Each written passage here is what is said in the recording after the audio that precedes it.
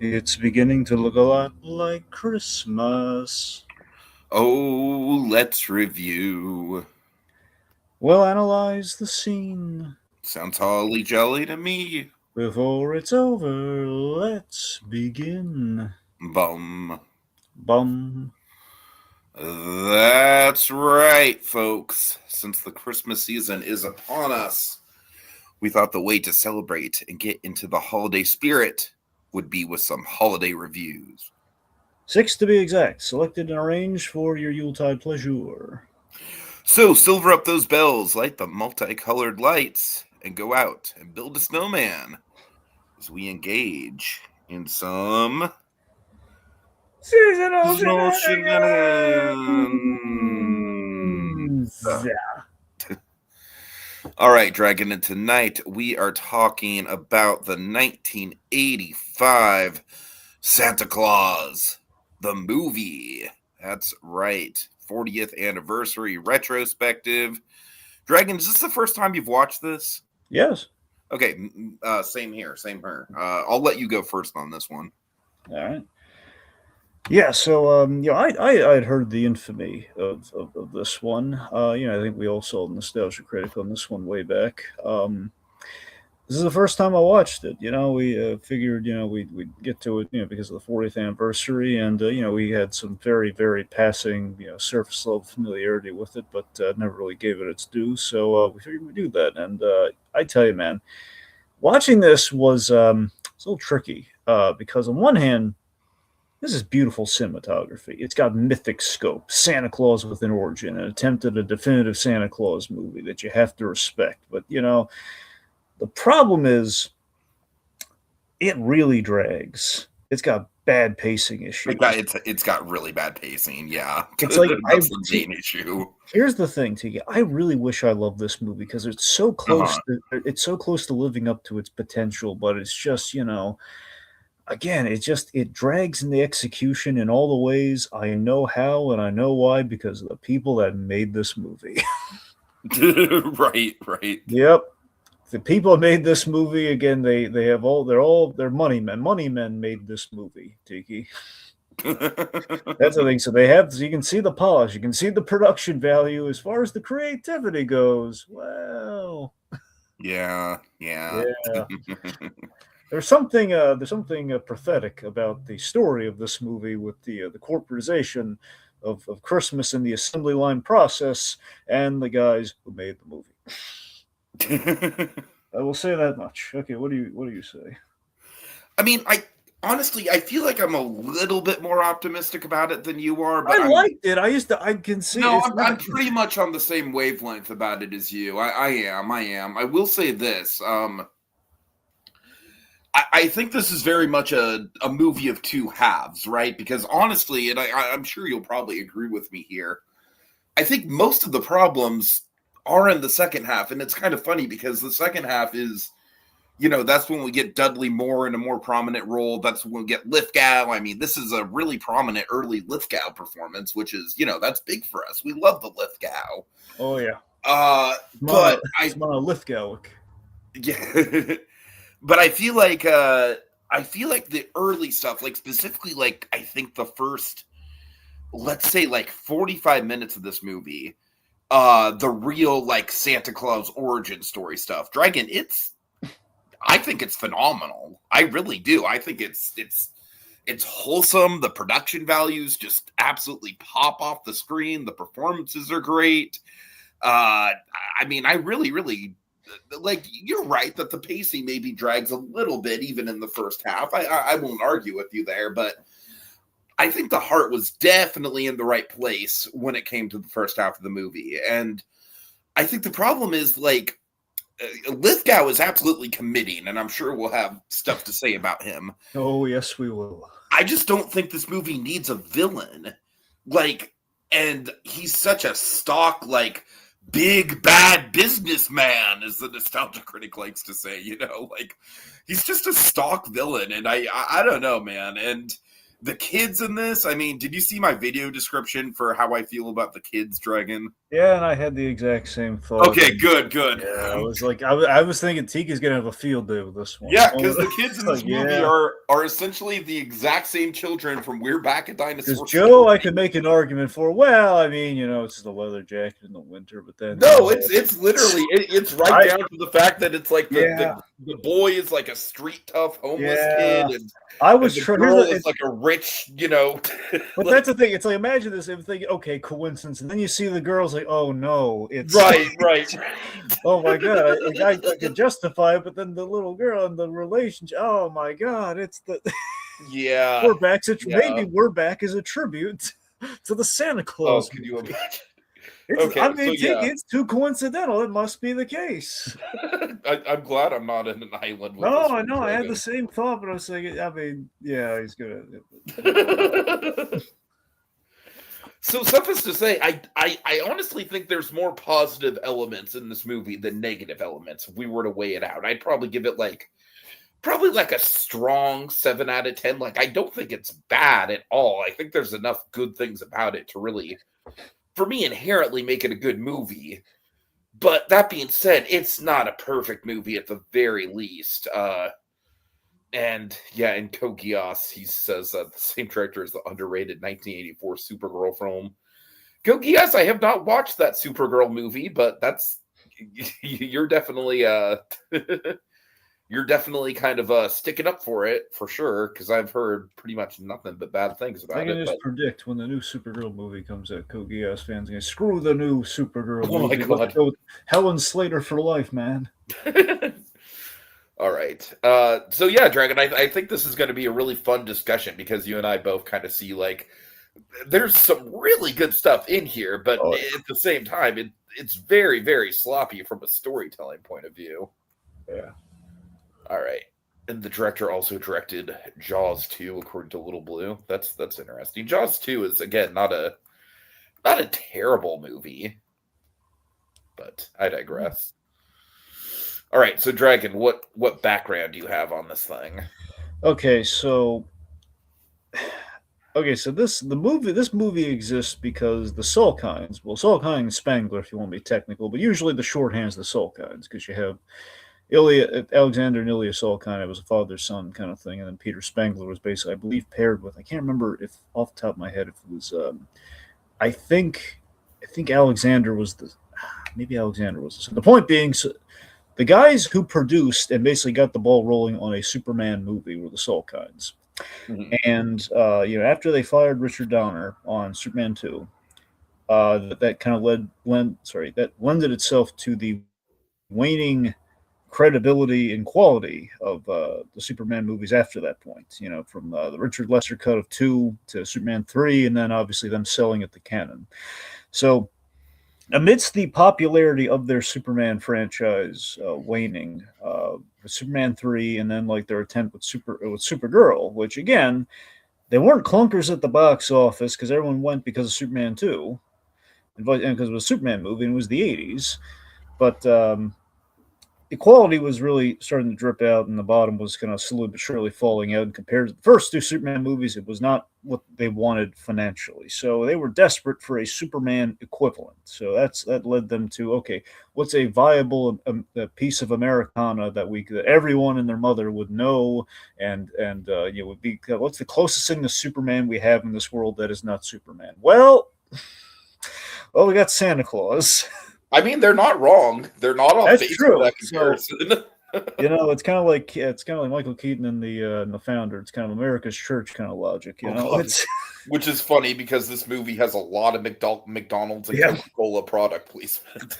So it was kind of that thinking, where basically, Santa Claus is as valuable an IP as Superman, which I mean is not inaccurate to say. Everyone knows Superman. Everyone knows Santa Claus. I also feel like it's got kind of a similar storytelling problem with Superman, where how do you make a compelling story out of Santa Claus when he's just inherently just like a really nice guy? So that's exactly. So they took a lot of the Superman, kind of the Superman and the Supergirl crew, and kind of worked on this movie. So we had as in the comments, we had the director of Supergirl who worked on this. I'm going to butcher the name, Janot Schwartz. John Schwartz, I believe. He's not French, but the first name sounds very French. Anyway, so John Schwartz, he directed the Supergirl movie, and the writers on this they worked on the Superman films, but they were not. Let's say they weren't Tom Mankiewicz. Okay, David and Leslie Newman, who again their contributions to Superman basically had three writers. You had Mario Puzo did the initial draft, which was the massive draft. The guy who wrote the Godfather book, he dropped like a huge Bible of two Superman movies, and like here you go, I'm done. He wiped his hands clean of it, and he left. Then David and Leslie Newman, they kind of massaged it out, and if memory serves, they did kind of the campy pass on Superman. That's when Tom Mankiewicz came in. He really tightened up. Says, "Okay, no, we got to be sincere. We got to do a love story. All the things that made the Superman movie timeless and fantastic. That was Tom Mankiewicz working his magic on top of what David and Leslie Newman did. So." Then they couldn't get Tom Mankiewicz, they continued, and that's where you get Superman 3, and I believe Supergirl, and so on and so forth. So the point being, these guys, good writers. Are they the best? I'm not sure. You think that's a pretty accurate assessment, Dragon. They're not the best. What I'm saying. Look, I can't sift through what exactly they did that worked in those original two Superman movies, but I'm just saying they had stuff. I'm sure they had stuff that kind of worked. Okay, and then you could see without Tom Mankiewicz, it waned from there. But anyway, so they were searching for a director, though. They almost had John Carpenter directing this. I fucking heard about that. That would have been wild. Yeah, John Carpenter had a different Santa in mind. It was a really good Santa, too, who I think would have been, I want to be clear, I love our Santa here, but as an alternate Santa, Brian Dennehy would have made a great Santa. I love me some Brian Dennehy. Okay. Dragon, I'm gonna have to do it. I'm gonna have to do it. Did somebody say my name? Who the fuck are you? I'm Brian Dennehy. What? No, not fucking Brian Dennehy. Bro, get the fuck out of here. Sorry. Oh God. Okay. No, I mean, I honestly don't know a ton about Brian Dennehy's work. Like, he mostly just pops up from that one South Park clip, so I apologize. Okay, come on, man. You remember Tommy Boy, though, right? Yes. He's Tommy Boy's dad. He's Tom Callahan. Okay, that makes sense. Oh my, Brian Dennehy. If you can only just take that role, he's done many. Right. But if you can only take that role, still, I mean, that's like one of the great roles for Brian Dennehy, and that also, to me, that's a great Santa Claus audition. Obviously, came after this movie, but still great. Kogi also saying Christopher Reeve could have been a great Santa Claus. I don't doubt that. Yeah.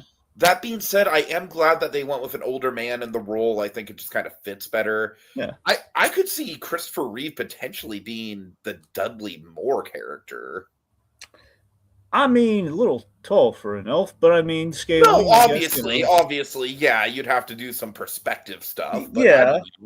I feel like he's got the same sort of like boyish charm that character has. No, you're right. I mean, look, I don't put anything past Christopher Reeve in terms of performance about what he could have done. So I'm not saying he couldn't have pulled it off. But we'll get to Dudley Moore. There's an interesting tidbit about Dudley Moore I got to share with you. Anyway, so point being, the sulk. Here's why we end up not getting John Carpenter, though. Okay, John Carpenter, he challenged them a bit. He wanted Dennehy, and he was John Carpenter. So the Salkinds, as we learned with Richard Donner, they don't handle conflict with directors well. They fire them, or they say, no, you don't get the job. Mm-hmm. So that led to they had the best time working relationship ever with the Supergirl director and Richard Lester. So that's why we get those movies, and it's like easy breezy. Let's have the Supergirl director. A year ago, we just worked with that person, and he did we think he did a good job. I hate to say this, but it kind of feels like, I'm not trying to diminish him too much when I say this, but he almost kind of feels like a bit of a Hollywood yes man in a way. You mean the director of this movie? Yes. Well, I mean, it's the same thing that I feel about Sean Levy, and I don't think Sean Levy is necessarily a bad director either. Yeah. You should also mention this poor director passed this year, so let's not come down on him too much. Fair enough. No, my point being, though, it's not even that. It's just more of like, you have a guy who's, for example, you and I think we love Peyton Reed. Is that safe to say we like Peyton Reed? Peyton Reed, the Ant-Man guy, he's all right. I mean, what else has he done besides the Ant-Man movies? Well, I was getting there. He directed some of the best episodes of The Mandalorian season 2, the season you like, I Tiki. mean, yeah, well, yeah. I would say that Peyton Reed is probably another like Hollywood yes man who's pretty good at what he does, honestly. Okay, well, again, to frame it in a more positive light, like I was going for here, my point being, Peyton Reed, who I like, also directed the Back to the Future ride. That was him. That was Peyton fucking Reed? I I'm mean, pretty I'm sure sure he- that you've discussed this with me before, but I totally forgot about that. Here's the thing. I know he worked on. I'm pretty sure he also directed it. He did that and That's crazy. some of the back behind the scenes stuff as well. So Peyton Reed, yeah, he had heavy involvement in the direction of the ride. Anyway, so my point being is that even a guy who's just more of like, kind of maybe kind of a cog in the wheel kind of director can still do really good work and still bring out some really good stuff. And that's kind of like, Sure. Yeah. Really quick, Kokias. I mean, I don't dislike most of Sean Levy's movies. I really don't. I think they're like all his stuff. kind of like baseline, like okay. I think his strongest directing stuff is actually the Stranger Things episodes he's directed. But I just cite him as an example of like he just feels like a very safe director that is not bothered by studio notes. Yeah. But it's more like basically your Sean Levy's more like cheaper by the dozen Sean Levy. Yeah, pretty much. Again, that's another movie where it's like I enjoy it just fine. I have nothing against that movie at all. A lot of that movie was shot in Petaluma, believe it or not. Well, that's the thing. So what I'm saying is like the kind of the cheaper by the dozen, like kind of Sean Levy. It's more like your white bread kind of director, Sean. Yeah, Levy. yeah, exactly. Like safe Americana, like isn't it? It's kind of a modern. It's kind of he's a modern. He's never going to win an Oscar for best director, but he's not going for that. Kind of like the Sons of Ron Howard, so to speak. The Sons of Howard. Yes. Although Ron Howard is capable of winning an Oscar. He is. No, for sure. That's why I said the son. He's not the actual Ron Howard, right. And obviously Ron Howard, mostly daughters. I'm just saying, just throwing it there. Oh, God. I think Ron Howard only has Bryce Dallas. I'm not sure if he has any other kids. If he does, I think it's just daughters. Uh-huh. Anyway. Okay, point being, so Dudley Moore, he comes in the movie because he was considered for Superman 3. Originally, Superman 3 went a lot of different directions, and they were going to have Mixie Spitalik, and he was going to play Mixie Spitalik. Oh, he would have been a fucking Mixie Spitalik. I would have loved him as Mixie so much, and that would have been a far better movie. Here's the thing: if they were going to go, that's such a big what could have been. Think about this, Tiki. All right.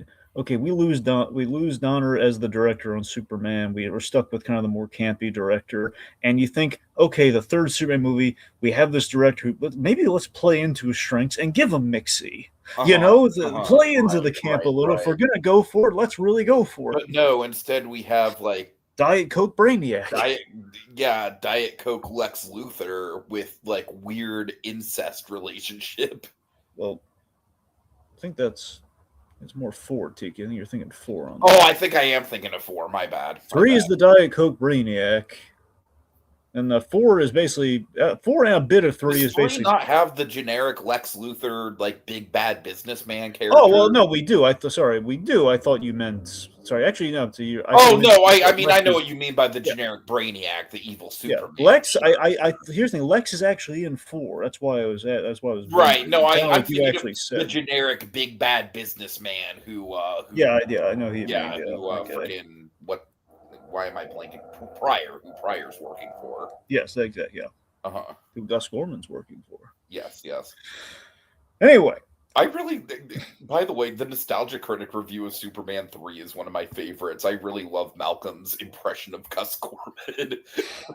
Whoa! I'm Gus Gorman and I'm wacky. Whoa! Oh, my legs are gonna hit that tree. I'm in here because I dated Margot Kidder one time. Ah! Okay. So, anyways, as far as their Santa Clauses went, that one that also was in the running was Carol. They tried getting Carol O'Connor. Now, the reason that happened is they were the Salkinds basically were trying to ape the process of making Superman with this movie in a lot of places. In terms of the casting, it worked exactly like the casting on Superman. In terms of, ultimately, they went with the route after trying people like Carol O'Connor and such. They ended up like, okay, let's cast relatively an unknown for Superman or for Santa Claus role here, like Superman, and then we'll surround him with kind of bigger name draws. Like Dudley Moore just coming off of Arthur a year or so prior, and I think in '81 Arthur came out. And you also wait for our bad guy. We need a name bag. We need a Gene Hackman equivalent, which is where we get John Lithgow, who's coming off of Terms of Endearment. Also coming off of the Twilight Zone movie. Was that right before this? Pretty much, yeah, like early '80s. Oh, there you go then. Yeah, so that too. Uh-huh.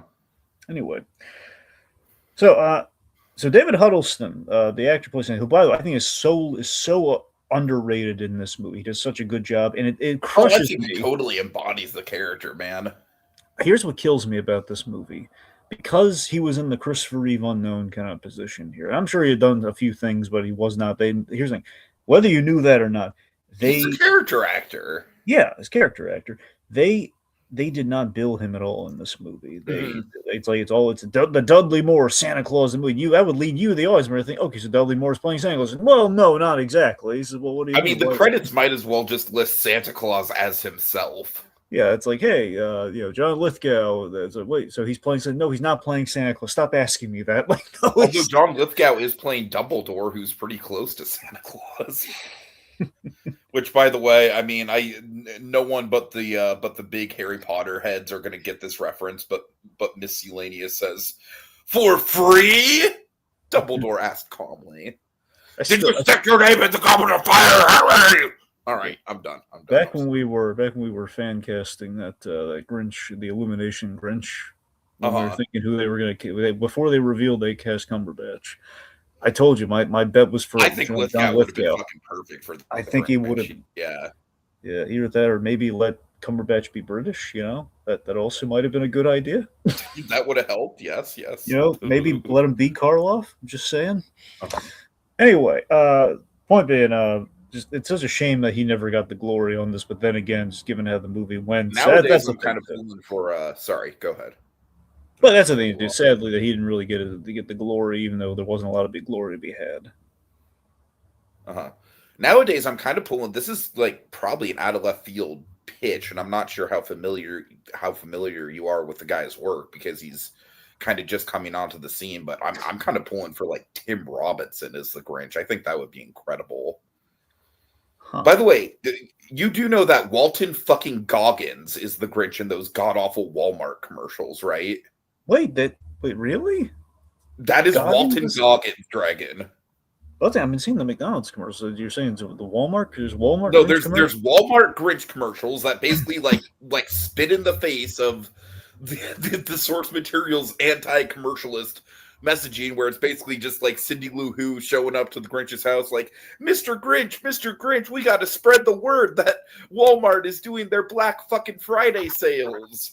And it's Walton goddamn Goggins playing the Grinch. Wait, do you mean the whole Who Knew thing? Yeah. He's the Grinch in that one. That's Walton Goggins, Dragon. Why would they fucking waste... Like, Walton Goggins would be another, like... He would be a legit choice for, like, an actual movie Grinch, yeah, honestly. That's the thing. It sounds like, Goggins is an actual solid choice, maybe. Right. It baffles me. Anyways. Anyway. Okay, point being, so it was an English production, kind of like Superman. We had a lot of the Superman and the Willy Wonka crew working on this. Believe it or not, some of the, I believe some of the cinematographer I think worked on Willy. One of the honestly, kind of surprised that Dudley Moore didn't pop up in Willy Wonka. Yeah. He only could have played like Slugworth, maybe. I said I'm honestly kind of surprised that Dudley Moore didn't pop up in Willy Wonka. Well, yeah, I'm saying he could only have played like Slugworth or somebody. Yeah. Anyway. Okay, so we had Henry Mancini doing the score, and ultimately, there's not really much beyond that. Just the movie, sadly, it bombed pretty hard. It was the year of Back to the Future, which I guess was very much in the shadow of. Which, if you're going to have competition, you do not want Back to the Future. I know it came out in the summer. I'm just saying that that movie I'm sure was very popular, and I'm saying in terms of like all the the Salkinds bet the farm on this movie, and it did not pan out for them. Yeah, but over the years, though, it became a cult classic, and that's kind of what we're talking about today. Sure. Okay, so yeah, I honestly think some of the best stuff in the movie is like the first 10, 15 minutes. I mean, I don't know. I really like the atmosphere that the movie builds up with kind of like the I don't know what would you say is the time period here, Dragon? Like 1700, something like that? I mean, it's the Middle Ages, so I mean, Because the movie it's jumps like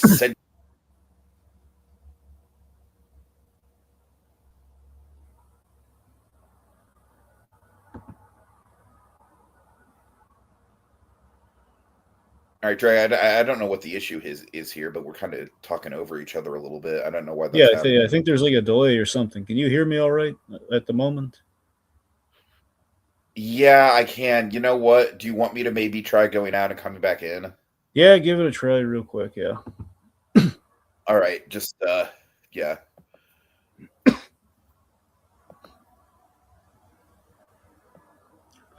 Sorry about that, folks. A little technical issue we're kind of working through right there. Let's see.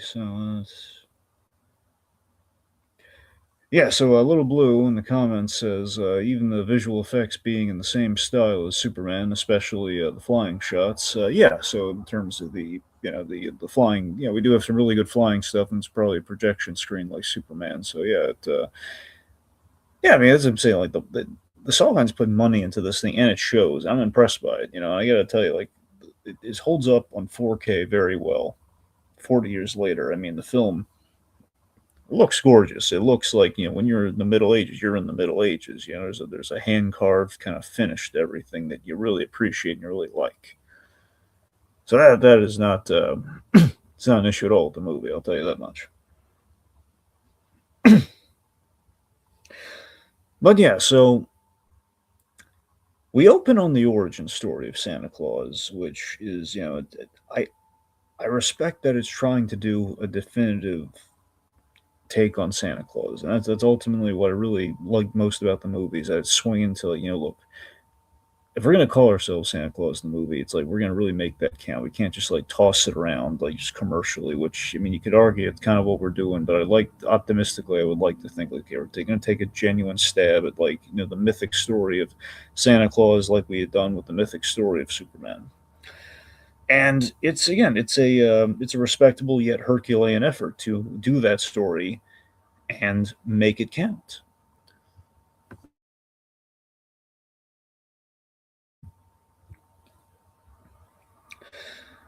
I mean, ultimately, it's kind of like what we do with the first 15 minutes Tiki's talking about here. It's kind of like the cinematic version of Santa Claus is coming to town. The Mickey Rooney Rankin Bass short. It's like we're kind of doing a cinematic, awesome version of of that short of Rankin Bass. With all the high quality production values, and does pretty well. The Middle Ages, we see Santa Claus is basically just he's kind of like roughly a nameless man called Claus. He's a man called Claus, just basically delivering wood carved handmade gifts to children with his wife, with the two reindeer going from village to village, and it's again, it's very homespun. It's very just kind of like Santa Claus like boiled down to his core, and it's sort of like with any icon, it's like the idea of it's almost like a game of telephone. It's like one person tells another person, and we add like the mythic kind of elements to it. And at this point, it's kind of before he's gotten that. But you see, at its core, though, and this is what we historically have always said about Santa Claus, where he sort of as a man, like spreading goodwill. And there was like historically, there was a real Santa Claus, like one like ages ago, probably roughly at this point in time, and then that guy logically would have died by all counts, which he kind of does in this movie, and then we kind of go from there. So I like that we're kind of grounding it somewhat in kind of the actual lore of a Santa Claus. All right. Hopefully the delay is better. I mean, it's so far so good, I think. Fingers crossed. Okay. All right. Okay, so what I missed on the discussion, I'm sorry. Okay, so long story short here, I like that we did the origin story of Santa Claus. I think it's a respectable kind of like taking a stab at it. It's like a cinematic version of Santa Claus is coming to town, the Rankin Bass short, with Mickey Rooney. There's a lot of roots in that short, definitely. So we're taking the mythology and like kind of like the stuff that we do like historically of kind of like Santa Claus technically I think was a real guy. I don't know if his name's Saint Nicholas or not. There's a real guy way back who did like kind of like did kind of the things we know Santa Claus to do. Basically, what we see here in this opening. It's a guy in a sleigh. There's a guy who basically went town to town delivering gifts to children that were probably wood carved gifts like this. And this, so I like that's kind of where our starting place is, and then we kind of mythologize him as we add to the mythos with the magic and the elves and everything like that. Yeah, and I think the performances from both the Santa Claus and the Mrs. Claus actors here are just they're so heartwarming in this opening sequence, just because you can tell like through like every ounce of their performance, like their body language and stuff, just how meaningful it is for them to be doing this. Like you could tell like they're like this is basically like their whole life is is making these toys throughout the year and delivering them, and it just like I don't know, it just really kind of communicates. This is going to sound cheesy, but the true spirit of Christmas, Dragon. Yeah. I mean, you can see there's like a genuine like loving marriage here, and the idea that the couple again with per the Superman parallels. It's basically what if the Kents delivered presents. That's kind of what you have going on here. It's basically, yes. But yeah, so it's a Nordic man named Claus, and I gotta tell you, there's a lot of shades of Klaus in here with the humble beginnings era of Santa Claus that I really liked. It's the man who can't have children, who is like, I definitely think this movie was influential as far as adding to the Santa Claus mythos for sure. And we should also say, I mean, that's the thing, they're taking a stab at making the definitive Santa Claus movie, and everything that we have in Act 1 here, I mean, is going towards it, and I can't help but respect that. This is like an honest take on like, but the problem is we kind of have two movies, and that's the issue, though. And again, movie one that we have here is like, okay, as far as an origin story for Santa Claus goes, we have the production values are top tier, which that's where the Solkine money is coming in. This thing holds up fantastically on 4K 40 years later. Absolutely. And we take some big swings. We essentially kill them off in a blizzard there. Which I was surprised how dark that got right off the bat, like within like the first 10 minutes or so. So man, yeah, dying reindeer in particular, right? Because it's like it's one thing to like have Santa Claus and Mrs. Claus be like, okay, they're passing on to the North Pole, but it's another thing entirely for Santa to be consoling a reindeer who is fucking freezing to death. I love. We could take a moment to acknowledge practical reindeer are awesome. Totally. Like I believe this is a mix of live action reindeer and puppets. Yeah, that's the thing. It's mostly puppets, but probably puppets and a few reindeers in the show. That's what I'm saying, man. It's like Del Toro is like every time I go to like Del Toro and Hellboy 2, he had these awesome like full size puppets and everything. Why can't we do more of that? Sure. I know it's expensive, but look at it. It's beautiful. But yeah, so I love that the whole North Star idea here, North Pole, North Star. That's kind of how they're revived. It's kind of this whole prophecy. How do you feel about the whole prophecy of Santa Claus idea? Yeah, I'm never one to be into the prophecy storyline. I mean, I'm sorry, Code Geass, I'm going to shout you out right here. I know that you're a fan of Tim Burton's Alice in Wonderland, but for me, the whole like, oh, it was written in a prophecy that Alice is going to save us from the Jabberwocky, like that shit to me like totally goes against the whole spirit of Alice in Wonderland. I don't think it's as bad here as it is in Alice in Wonderland, just because like I feel like Santa Claus kind of like it lends itself more to that sort of mythology than Alice does, because Alice's very nature as a story is it's supposed to be nonsensical. There's not supposed to be rules to it. It's always a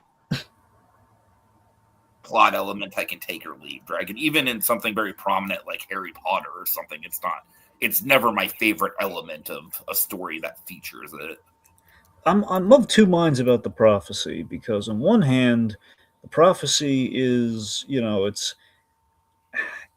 sorry. On one hand, it's kind of like Rise of the Guardians, where you have like the ethereal, like man in the moon, who's kind of like assigning people their destiny. So in that respect, I can kind of get on board with it. However, it does link to my main problem with the movie, what's basically I have two problems with this movie. One is the whole two movies thing, where it's like we have, basically That's pretty much like anyone who watches this movie, you'd be hard pressed to find someone who doesn't have that criticism. The whole two movies thing is linked to the pacing and everything. So that's the whole, like, you got to pick which movie you're doing here. And because of that, it basically feels like we don't get to the actual plot of the movie for an hour into the movie, which is terrible. Right. As far as a pacing standpoint goes. But here's the other problem I have. I just wish they would have spent the whole time doing the origin story. Yeah. So this brings me to Little Blue's comment. This kind of ties into what my issue is. So Little Blue says when Santa Claus, the Tim Allen Santa Claus films stepped in the picture, obviously they shadowed this, or the idea that that became like kind of absorbed. Those movies fucked this movie as far as at least as far as like Google search optimization for sure. Yeah, because in order to find this movie, you basically have to search the Santa Claus movie 1985. Yeah. So my issue is the prophecy basically is a writing shortcut to a thing that I feel if we actually took time to explore, it might have been better, but then we would have to commit to a full origin story movie versus any of the Lithgow stuff, where I just, I don't see the man struggle in accepting the destiny. I'm not even saying he has to like rebuff it. I'm just saying that I want to see how the guy, he just kind of immediately he accepts the role of Santa Claus. There's no it's not really weighing on him. He just kind of just goes into it, and they're just kind of off to the races. So we kind of like we're moving at it's so weird that we're overpaced and we're kind of underpaced with the character development. It's like the story is moving, but I'm not staying. I love Huddleston's acting, and the moments we have of him acting and like reacting to plot points is amazing. But he doesn't feel like a main character in his own movie, right? Well, I mean, and then we also have the issue of, Code Geass brings this up, where the Nostalgia Critics review, and even in the review, I felt confused about if the protagonist is supposed to be Santa Claus or Dudley Moore's character, and that's another part of the scene issue for sure. I will say, like, as far as just Santa accepting the role, I think that the moment where we have to talk about Burgess Meredith, who has a fucking awesome cameo in this. That he does. But the moment where Burgess Meredith is like, no, all the children are your children. And his reaction to like that to me, it kind of goes a long way as far as kind of like his quote unquote acceptance of the position, because it's like you can tell it's like a very like this man, I believe that this man, just based on the little that we see of him, even in the, in the flashback stuff and in the stuff before they get to the North Pole, like he would take this position and treat it like a badge of honor. I do believe that. It's so funny to me that David Huddleston, he is so wonderful and sweet and just epitomizes Santa Claus in this movie, and yet the other role that he is known for is the bad guy from The Big Lebowski. Oh, Jesus Christ! Well, essentially, not out of the bad. He's the actor. He's the other Lebowski, the one. I've never been a fan of The Big Lebowski, so that kind of flew over my head a little bit. That's what I'm saying. So he's the other Lebowski in the movie the dude gets confused for. Uh-huh. Anyway, but yeah, so I'm with you there. Again, his acting, his reaction is what sells you on. So it's not a huge problem, but it is this kind of this thing of like, it's like again, you look at the Tim Allen Santa Claus. It's a thing. There's a whole struggle. There's an arc for that character. This Santa Claus doesn't really have an arc because of that, and it's not. There's shades of an arc maybe, but then the movie would have to really be about him and Patch the Elf. But the movie's not really about him and Patch the Elf. Ultimately, it's just more like they're having their own. But it's also not singularly focused on Patch the Elf until the second half. It's like the movie again. It's kind of struggling like who's our main. It's kind of that Phantom Menace thing. It's like who's our main character in this. Not saying this. Yeah, it is very similar to that actually. Now that you mention it, it's like a thing that it's frustrating. It's more frustrating than it is bad. It's just frustrating because again, the pieces are there, but they're not. It's like I'm missing my corner piece. Sure. I think it's like it's all subtext. It's hidden in there, and it draws out the pacing, and by the proxy of which we do it. But again, you're right. This Burgess Meredith comes in. He's basically kind of he's our man. He basically singularly connected to that prophecy. But man, he delivers that scene, man. He feels very much He's like like the reason why the prophecy stuff doesn't really bother me. I mean, he's like goddamn, if there was ever a role that an actor was born to play, he's pretty up there as far as that goes. Now, I'm blanking on the character's name, T, so I hope you may help me out here. It's a long shot, but we'll see. In the Rankin Bass, Santa Claus is coming to town. Is it the Christmas Wizard, or is it the what's the wizard's the magic guy's name? I'm so sorry, Dragon. I'm not the person to ask that.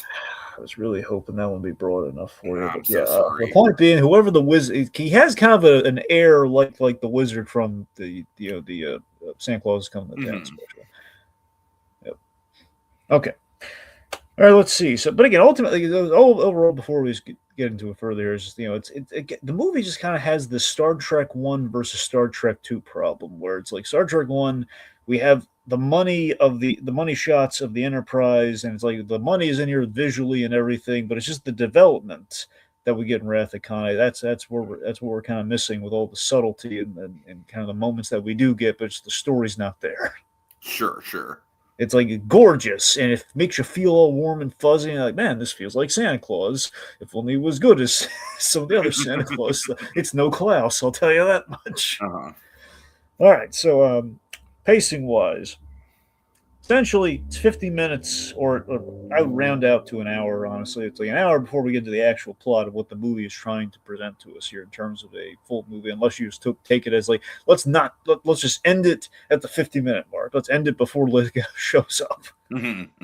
Just the sad story. It's tricky because it's just like, yeah, I mean, with the origin story, you're right. There isn't really like a 3-act structure to that. It's more so just like, okay, like this guy who's just really good at giving gifts and stuff and cares a lot about that fucking dies in a snowstorm and then, gets resurrected and now he's Santa Claus. It's, it's a lot to take in, it's a little much. Think about this. Had we just cut the movie, if we did credits before Lithgow shows up, the movie you have is okay. The death and rebirth. That's Act 1. Act 2 is like, okay, Santa Claus, isn't he awesome? Look at him deliver gifts and everything. You feel warm. Then you have the bittersweet story of the elf that was his little buddy has screwed up, and the sad elf walks away. And that's the movie. That's essentially what right. It's. Yeah. How would you feel about if they would have introduced Lithgow earlier, and if Lithgow would have been if the storyline would have been basically 2 different timelines, like we introduced Lithgow's storyline and Santa Claus's storyline kind of happening concurrently with each other. I think that would be interesting, but I think for an all ages audience that might go over their heads. That's the concern. That's the other thing too. You have to play to a wide demographic with a Santa Claus. I mean, this is before the age of Violent Night, kids. This is before you get it do anything. But yeah. So Dudley Moore as Patch, the aspiring head elf. By the way, those is cute. You know why he's named Patch? No idea. His son's name. That was his nickname for his son, Patrick. So. Oh, nice. So they originally he had a different name, and they let him said, why don't you call him Patch for his son? It was really because Dudley Moore had a lot of juice back then. He was I don't know if he willed that or was just kind of a nice suggestion by the writers, but it was cute. Anyway, so I love I love the unspoken kind of dynamic between Patch and Santa here. The whole bonding over the reindeer. That was the first thing they do. They bond over the reindeer, and the reindeer love Patch. Sure. It's like that's kind of he symbolizes his relationship to the foreign world that is the North Pole, and just the whole. I like the building of the myth of kind of the myth of Santa Claus kind of montage and the past. So you Tiki, you thrive over a time jump. So how was our time jump? Stack up, Doc Brown. I think here's the thing. I think in theory, Dragon, I like what they're doing here, and honestly, this is gonna sound like a really fucking wacky comparison, but I could fucking see Christopher Nolan. I'm sorry. I know Christopher Nolan would never do a Santa Claus movie, but I could see Christopher Nolan essentially doing the thing that this movie is doing where, we're cutting centuries in between every time we see him. it seems like something that's like adequately equipped for Nolan style. It's something where I like the idea of it, but I feel like the script kind of bit off a little bit too much than it can chew in regards to the actual execution of it. Yeah. Yeah, I mean, I liked it. I liked it during this montage. Oh, actually, something I do want to mention. Speaking of time, I love, I love the mythic. I think Burgess Meredith kind of delivers this. The whole time, the idea of like how Santa does it all in one night. Time travels with you. Uh-huh. Like basically, time travels with you until the mission is done. Like that's like the line. Like time travels with you till the mission is done. Like the I honor. love that idea. I think Yeah, that idea is arguably like the most clever plot point in the whole movie for me, I think. yeah. I mean, that's the thing. On one level, we have really great, like, in terms of building a definitive Santa. Like, we have a lot of stuff working in this movie's favor, and then we have like stuff like like we have like some of those '80s 2D kind of hand drawn magic effects over like the magic oats that were feeding the reindeer. It's Uh-huh. like okay, but everything else though, the reindeer feed equals the flight. I love the letter delivery system. That's great. The idea the moment the kid writes the letter, goes right to the north, goes up the chimney into the North Pole. That's great. Mm-hmm, mm-hmm. And then the creation of the naughty, it's like these little moments. And again, it's like, I love these moments. I mean, are they well paced with the movie that we have in its current edited state? Like you're saying, the non Nolan cut of the movie, it's, it kind of hurts it, but again, I like the material here, like the idea that they had like a boy who was like hurting a cat, and that's like, hey, we should have a list for kids like this, the naughty list. Then we have David Huddleston being charming as all. Make sure you check it twice. Right. That's And got to be one of the most on the nose lines in the whole movie, but I kind of like it. now one of it's kind of a line that reminds me of like Santa from the opening of Scrooged, and we had like the whole Lee Major Saves Christmas opening. Mm-hmm. And we had the whole like, Lee, I want you to know you've been a very good boy this year. That kind of thing. Anyway, so my favorite moment, and I think one of my favorite Santa jokes in the movie. So reacting as the passage of time goes by, and we have like all like the trappings of Christmas kind of emerge, like the twas the twas the night before Christmas poem, and they're all reading it for like laughs in the North Pole. It's like they describe Santa Claus, bowl laughs, his belly shakes like a bowl full of jelly and everything. And he's wait, what was that last part? It's just this very almost a Curb Your Enthusiasm scene with Santa Claus. Like, wait, what is it? Right. And then we cut to he's on a diet. And my problem is that's such a great idea that he's bothered by the them talking about his weight, and he's self-conscious about it. But we never have a follow-up after. Okay, so he's eating it for like a bit, and then we just gave up on. We don't mention that he's gave up on it or anything. Mm-hmm, mm-hmm. It kind of I like the little details, like the little elf-made stamp on the wooden toys too. That's really cute. I don't know. There's a lot of stuff that really works like that in the world building and kind of the Batman Begins side of our Santa Claus the movie. But we should talk about the We're Back side of this film. Boy. Okay, really quick, I want to shout out some comments here. We have Teddy. I'm never sure if it's 4 or 5 Teddies. It's 5, Tiki. It's always 5. I know. Okay, he's saying this movie is boring. Boo. Which, Teddy, you're not wrong in some respects. I think this movie's definitely got its slow elements to it. It's messy. He's also saying, okay, hold on. You're cooking, Tiki. A Nolan Santa Claus movie. This is something. In this version, oh my God, Cillian Murphy would play Santa. And then Kogias was thinking, I was thinking Christian Bale while screaming like his Batman could play Santa. God. Who's on the naughty list? Who's on the naughty list, Patch? I'm sucking it twice. Where's the coal? Oh God. oh God. Where are the other toys going? Oh man. Someone knows where he is. All right, I'm done. Yes, let's talk. Where's Beezy? Let's talk about the We're Back children. Oh man. So anyone in the comments, I'm curious if you had the same reaction I did, if you're familiar with We're Back, a Dinosaur story. like I said, Dragon, at first, like, I could forgive, like, the street urchin little boy, but Mm-hmm. the sophisticated rich little girl, that's where I draw the line. Yeah, and she doesn't have a lisp, but it's close. You know, she No, doesn't. yeah, she's not Lisa Simpson. That's the only thing that Close. differentiates it. So let me. Okay, here's the thing. Okay, let me tell you the names in comparison. Okay, think about this. Okay. Oh God. So we're back. It's Louis and Uh-huh. Cecilia. In this movie, it's Joe and Cornelia. The girl name is oddly similar, and with Joe, if they would have just called him Joey, it would have been very similar to Louis. Yeah, or again, hey, you know, Joe Lewis, just Right. out there. Also, can I just say, Dragon, I probably one of my least favorite elements of this whole goddamn movie. What? I cannot stand that they nicknamed the girl Corny. It gets under my skin so much. It's so dumb. It's so dumb. If I was that little girl, I would be offended by that nickname, Dragon. Anyways. But it's really okay. Look, for what it is, yes, eerily, like it had like to the point where it has to be okay. There's a weird like, wait, are they like romantically involved, or are they best friends? You know, there's that weird kind of tension. Oh, well, it's not going as far with that here. No, it's not. It's not. Yeah. But what I'm saying is, it just feels odd. It feels so. Usually, I don't like to entertain Tiki's these flights of fantasy.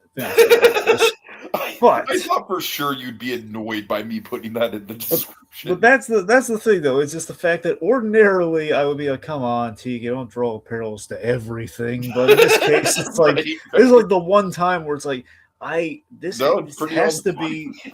No, it has to be to the point where like it's so eerily similar. It has to be. And when they were doing We're Back, they were trying to pull some extra whimsy, and they went back to the Santa Claus the movie.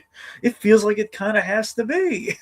Has John Goodman ever played Santa? I feel like he must. Yeah, he has. Yeah, he has. In what? Well, it's a deep pool.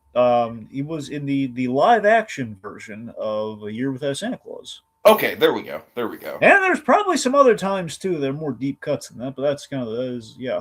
Uh-huh. Oh, you know, very quick tangent, very quick. Oh God.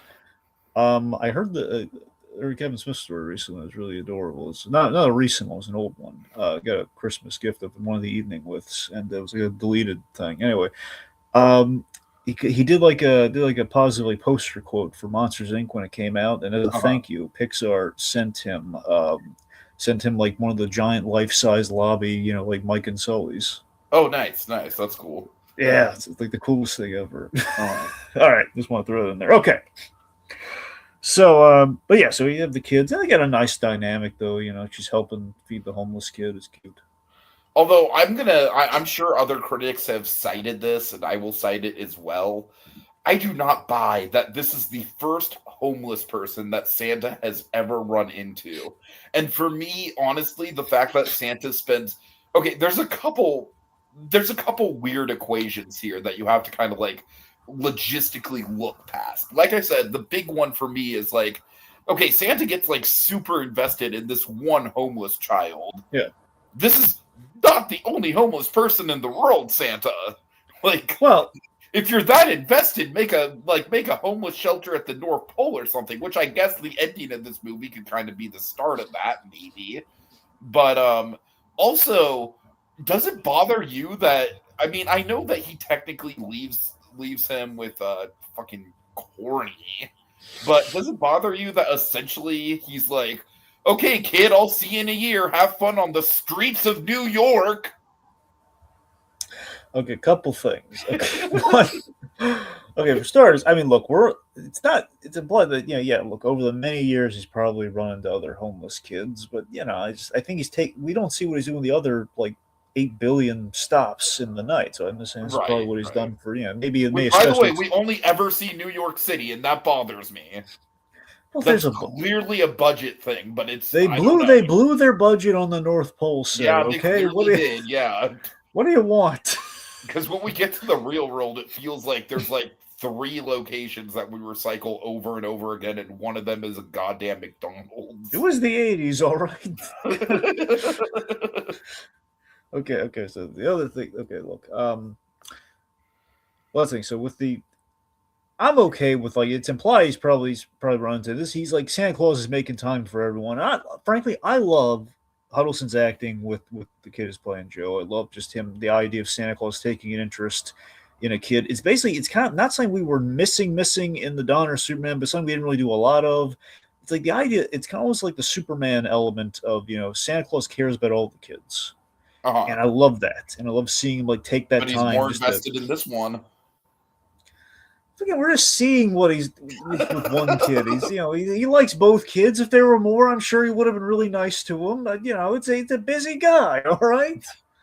All right, Teddy's saying Tiki. Now I just imagine him looking at the one homeless child while other homeless kids are begging for food, and he screams, "Scram! You're blocking my view of that one kid!" Oh God. Yeah, it was. I don't know. I thought it was nice. All right. All right. No, it is nice. It's just, it's just one of those plot points that you can't think too critically on. It's just again, look, it's the charm of Huddleston that it's like it's the idea of Santa Claus promising to check in on the kid next year to see how he does. Yeah, but what do you think about him just straight up leaving him to fend for himself on the streets of New York? I mean, I realize that he leaves him with a friend, but still, I think it's kind of funny. He's left him with a rich friend, and Fair, he's given him a more chipper outlook on life. He was very despondent. He was very, he's giving him kind of a like it's kind of like you're not alone kind of thing. I don't know. He's giving him kind of a. I think it's kind of seeing like how the kid's going to do. The kid's a survivor in New York. The kid presents himself as a tough guy, kind of a scavenger of sorts. I don't know. I think Santa Claus has faith. I don't know. He has faith that he will get by in the. All right. I mean, look, he's going to check in on him next year. I mean, Look, I'm not saying it's perfect. I just think it's funny. Anyways. Look, I'm not saying it's perfect. It's just nice, all right? It's just, he's got a rich friend. He's going to be okay. He's giving him enough tools to see, where he's going to go from here. I don't. All right. Anyways, should we talk Lithgow? Well, overall, we got to talk about the conflict, which then gets us to Lithgow. So sure.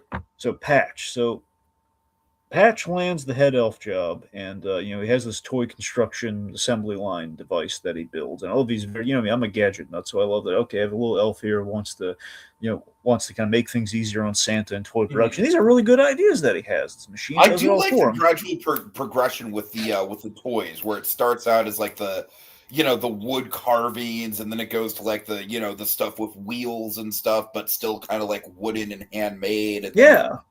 It almost kind of has a little bit of a Toy Story element to it, as far as like we're just seeing like the evolution of toys throughout the years. Yeah. And I love the pathos that is within our conflict once we get into it here, and it's like before we get to our villain plot, so it's still like the remnants of like there's a really good movie here of sadly the toys fall apart because of the machine. It was a new thing, and it's a glitch in the machine, and basically it besmirches the name of Santa Claus by proxy of this. And I love the scene. God, I love the scene of how the firing of Patch goes here, where it's this, you see the real world pain and honor in the scene, where it's like the David Huddleston Santa is like, he understands the situation. He makes it clear that, look, I know it wasn't your fault, but you can see he's very upset by like the ramifications of what Patch has kind of like unintentionally done here. And Patch feels awful, and he just hands over the red apron. It's not my color. And it's this beautiful little moment, great acting between the two of them. And I love that. He just gives Puffy a position, but he feels so bad, and he needs to redeem himself, and he leaves the North Pole, and he's got the sad goodbye with the Ranger. That's great. Oh, that's wonderful. Totally. That's what I'm saying. There's a good genuine conflict, and it feels like if the movie had confidence without a villain, it would have been Santa. It's like if it was a story about the friendship between Santa and his head elf, I think the movie might have been really strong. What if the conflict was just Patch introducing the North Pole magic into the real world and the dangerous ramifications of that. You just don't need to get Lithgow involved at all. I think that would have been great, but I don't think they had the self-confidence to do that in the 80s. That's the thing. I don't think they had the confidence, like, we can teach kids a moral and a lesson. Like, no, the kids are stupid. They need the guy with the mustache, and he's got to be wearing black, and he's got to look evil, All right, so you're ready. Kids can't do subtlety. Yeah. You're ready to talk about the big, bad businessman. Easy like Sunday morning, Tiki. Oh, man. What a stupid name, first of all. So John Lithgow, okay, now while the movie is bifurcated ultimately in two parts, and even if you want to factor it in as just one giant movie, which it basically is, the movie takes kind of a dive when we have this character, but by the same token, though, I it's like one of the few pieces of media where the product gets worse when John Lithgow gets involved. But how often can you actually say that? Tiki, this is the weird thing though. I like the Lithgow movie from there on, but does not mix with the other. I like both movies separately, but together they just don't work. Because this is a hilarious comedy we get when John Lithgow enters. It's hilarious. No, and Lithgow, man, it's like he's trying. He really is. He's giving, like, you can tell he's committed, I mean, Lithgow's a master. He always commits, man. Always. This wonderful comedy gold with John Lithgow. And basically what we did with Lithgow is he's basically a Rankin Bass villain brought to life, but made even more, like, over the top. Essentially, yes. He's this hilariously over the top evil business. His sole purpose in the movie in the movie that we had before us is he's the anti-Claus. He's the antithesis of this wonderful Santa Claus. He is greedy. He's money hungry. He looks evil. He's thin. All this. He looks the complete opposite of Santa Claus. Mm-hmm. I love that Senate committee scene is just so ridiculously funny to me. It's all the unsafe toys being demonstrated in this courtroom. the teddy bear, the plush with it's so hilarious. Broken glass, sand, and nails. That's a really good comedy beat for sure. Initially, I thought it was just going to be like stuffing and nails, but oh my god, it was broken glass, sand, and nails, and a flammable doll. It's crazy. Let me tell you the funniest thing about the BZ character to me, and it's I would like my jaw dropped just laughing. He's his own mascot. Yeah, for sure. It I don't know if this is. I forget if the company was around at this point. I think it was. I think the reason he's called BZ maybe is because of KB Toys. Yeah, no, that could be a cool. I think you're on the money there. I think you're on the money. If KB Toys was around in the 80s, I think that's why. Oh my god. It's also got a little bit of definitely a Ray Kroc vibe to it as well. Yeah, a little bit. Appropriate given our 80s McDonald's. Of course. So you have like the walk and talk scene with him and his little toady, and like the whole this one word response like cowards, cancel my subscription, commies. Oh god, the commies thing, yeah. So amazingly, and again, I was really worried at this point. This is the stuff I vaguely recalled. Oh man, Nostalgia Critic really railed on this whole element, and I gotta tell you, man, Patch and BZ in the office. I think that scene really works. It could be like you said, it doesn't necessarily gel with the rest of the Santa Claus stuff. No! That dynamic could easily be its own movie. Absolutely. I'm sold on this bad movie. Businessman taking advantage of the naive elf from the North Pole who wants to make a name for himself. I just love in this scene we have, again, in theory, this should never work in a million years. You have like the very, the very grounded business. I know he's over the top, but you have essentially a guy who would never in a million years believe in magic, Santa Claus, elves, any of that. But he's having a conversation with essentially, this is basically Dudley Moore's audition for Mixie Spittle, and I love it. Mm-hmm. And that's I do like how Lithgow is just basically like, he's like, yeah, this is a thing that's happening now. I can roll with it. Just the acceptance, and he's seeing the proof, and he's just roll with it. And the moment it does it, the scene changes, the worm turns, is the whole, like, Santa Claus never brought me anything. I mean, were you naughty? He's just like, well, I was no angel. The way with a smile, he says, well, I suppose I was no angel. Just with a mellifluous charm and a smile. It's like, yes, Lithgow, yes. Right, for sure. Put that man and Harry into Henderson. Stat, yes. I've never actually watched Harry in the He's so good in that movie, Tiki. I should check it out. You will cry at the end of that movie. He's that good. God. He's amazing. Anyway, All right. so so the idea so again, Patches wants to impress Santa by making the new hot Christmas toy for free, which he wants to sell it for free. For free! Oh my god, this is Lithgow's best acting in the movie for sure. I mean, and I love Dudley Moore, like, wow, that's really impressive that your face went red like that so quickly. The reaction is like, what if Mr. Krabs were real and evil? That's pretty much basically, yes. It's like if by some chance we did not cast Clancy Brown, if you got John Lithgow instead and you made him look as evil as possible, that would be Mr. Krabs. Free. It's like day off. No one's had a day off. No one's had a break at the Krusty Krabs at the Chum Famine of '89. So, okay. Yeah. So, but again, I liked how the worm is turned here. It's like, look, I can use this as a PR salve. I can actually sell it for free and just pay for the advertising, and then I can charge them double next year. Mwah. The first taste is always free, kids. So speaking of taste, the Puce Pop, Tiki. Yeah. Kind of a weird idea that the new hot toy is an edible lollipop. It is odd.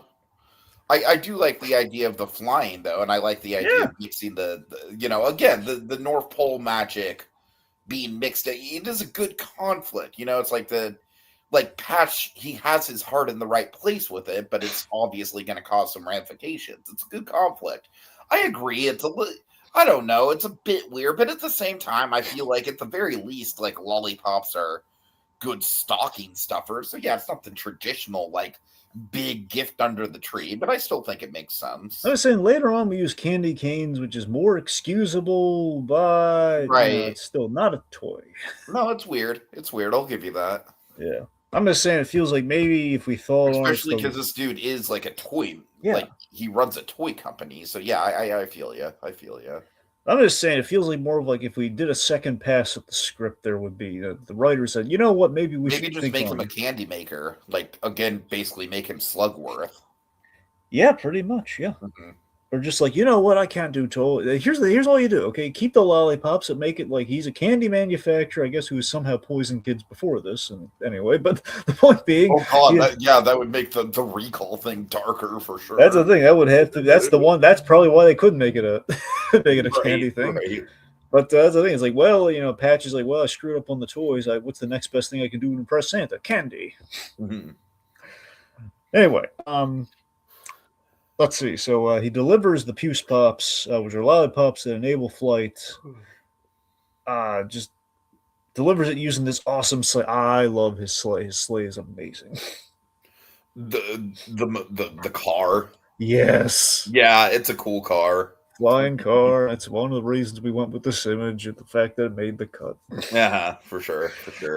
Anyway, so that's what I'm saying. There's a lot of potential. Honestly, in this point in the movie, even factoring in the rest of the movie we have, it just feels like if the movie could have been all this with a pre-established Santa, which again would have undercut what they're going for in this movie, so I understand why they didn't do that. But still, the idea that Santa Claus had an off year, businessman swooped in, stole his thunder, and it was unintentionally done by his friend. Santa Claus is really down on himself, but the idea of Santa Claus having an existential crisis about the world, that's a movie I'd see. Mm-hmm. But we don't hit on we don't hit on it really. It's just the initial setback. Sure. Yep. I mean, that's it. We don't really hit on like how it's affecting Santa Claus beyond like we see the kids kind of taking up for Santa Claus and getting in fights and everything. So I mean, it's kind of an interesting detail, but yeah. Anyway, so our third act. Mm-hmm. So BZ, he's we reveal BZ is actually Cordelia's evil step uncle. Go figure. Which is honestly like she interacts with him basically once, and I feel like the only reason that plot point is even in there at all is just so we can have like an explanation for why she's rich. Yeah. Which seems a little bit redundant. I mean, again, much like there's more than one homeless kid in New York City, there's more than one rich kid as well. I think it's I less don't necessarily think we need an explanation for that. Well, T, I don't think I don't think it's necessarily an explanation for why she's rich. I think it's more of an explanation for why does the third act happen? Like, why are they all in the same room at the same time? Well, it's his house. Yeah, I guess that could make sense for sure. I think that's the main reason it's in there. Is like we need to excuse like how can they overhear all the evil It seems a little conversations? bit redundant. No, you're right. I'm not saying it's redundant. I'm just saying it's not redundant. I'm just saying like I think that's more so the reason that the rich is kind of the after. The rich is like a happy accident. Sure.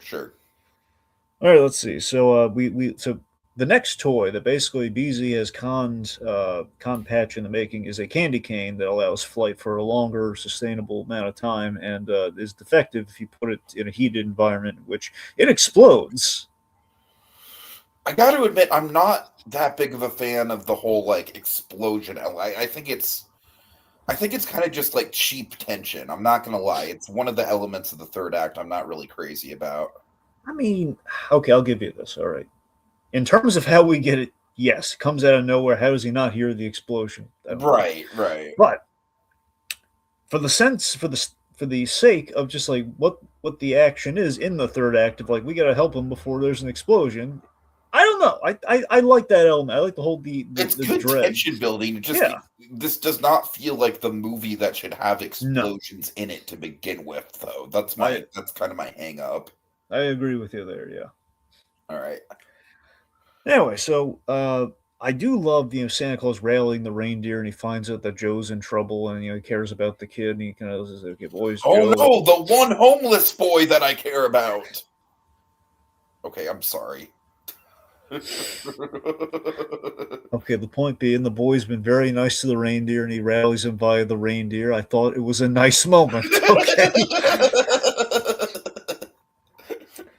Okay, it's a rallying thing. We got to save the kid, and Joe spells out to Patch like the harm that he's done. All this, so we do the super duper looper thing, and it kind of saves everyone. I don't know. I thought it was nice.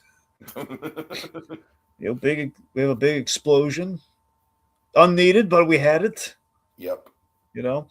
And then weirdly, Santa Claus kind of adopts both kids. Even the little girl has a family, so that's weird. That is a little odd, yeah. Joe makes sense. Joe is no. Here's the thing. Joe, had it just been Joe, I would have been nice. Like, okay, Santa Claus, has the children of the world, but so he took in this one kid. That's kind of nice. And honestly, I feel like that angle would also kind of make me a little bit more forgiving on the whole, like, he only cares about the one homeless kid thing. Yeah, he was a random kid, but the random kid kind of made an impression on him. Says, I'm going to do something good. I'm taking the homeless kid. Mm-hmm. But yeah. So, I mean, look, it's out there. It's kind of weird, but, it's questionable, but I think it's okay. I mean, she wasn't really, the girl wasn't really happy. He might bring her back. He might not. I mean, I'm pretty sure that the only actual family that she had beyond fucking BZ was, like a caregiver or a nanny or something. I don't know if that was her nanny or her mom, though. That's the thing. I don't know. I'm pretty sure it was supposed to be her nanny. I could be wrong about that. Well, I guess if it was her nanny, then it's fine. It's just like, okay, right. 2-for-1 special from Santa this year. Yeah. Anyway, so BZ, though. So, to escape the police, he ate all the candy canes to fly really high and fly away, but actually he's floating in the space. Basically, it's the ending of Despicable Me. It's essentially it's the ending. It's Vector at the end of Despicable Me. That's essentially what our essentially yes. That's the whole ending of the movie too. It's BZ floating in space. Whoa! Pretty much. All right, and the Muffin Man. Oh God. I'll get you, Dexter Morgan. Goodbye, Dexter Morgan. Kyle. Don't touch my sister. Okay. Jesus. All right, and that's pretty much all she wrote. Yeah. All right, final thoughts. Look, it's like I said. I don't think it's a movie I would revisit beyond just jumping to like the Huddleston scenes I really like or Lithgow killing it, man. But aside from that, it's I do love the production. I wish I loved this movie. We have two good movies, but they're separated and they both feel kind of unfinished because of that, and it's kind of a shame. But again, I respect what they were going for, but to me, my heart of hearts, it really feels like, it's always what holds the Salkinds back. They're going to throw all the money at it. They want the success. They want the residuals. They want all the the glory, and they it's an admirable quality. They want to make a really good movie that everyone's going to see and love. It'll be like an American classic. But again, without entrusting the right people or like giving the project the time it needs to be just right, it's always going to fall a little short. And the fact they did that so many times in a row just kind of kept diluting the material. And that's why it didn't do well the first time. I'm glad that people see the good in the movie years later. 40 years later, people are talking about, around the holidays.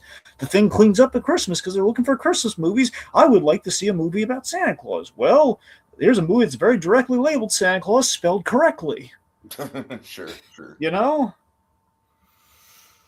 Yeah, I mean, it's definitely messy. It's definitely messy. It's not it's not exactly the cleanest script in the world. It's pretty prototypical for kids movies of this generation, where they weren't exactly known for having the most streamlined plots ever. But I don't know. I think there's a lot to like about this. Like, even the messier half with Lithgow and Dudley Moore is kind of like the central focus. Like we said, it's not even that stuff is bad. It's more so just that stuff kind of feels like its own standalone movie. So yeah, I do like it a lot, though, for sure. Yep. All right. So big thanks to Teddy, Little Blue, and Code Geass. Eli, I don't want to date this video, but yeah, indeed, I'm kind of reeling from that. So we will obviously be talking about that when we get to memoirs. So anyways, Dragon, take us out. Well, don't want to peek beneath the sure, tape? By all means. Okay. Speaking of Twilight Zone. Now let me shake it a little bit. Do do do do do do do. Oh, I think I know what that is. There. I sense a retread. Yeah.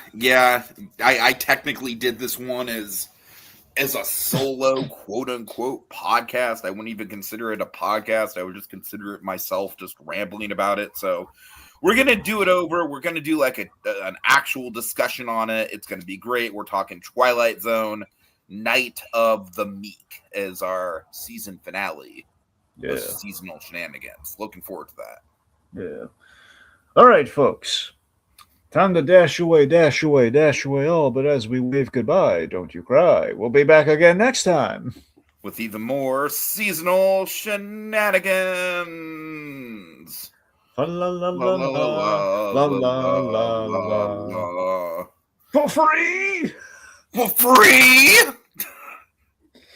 More!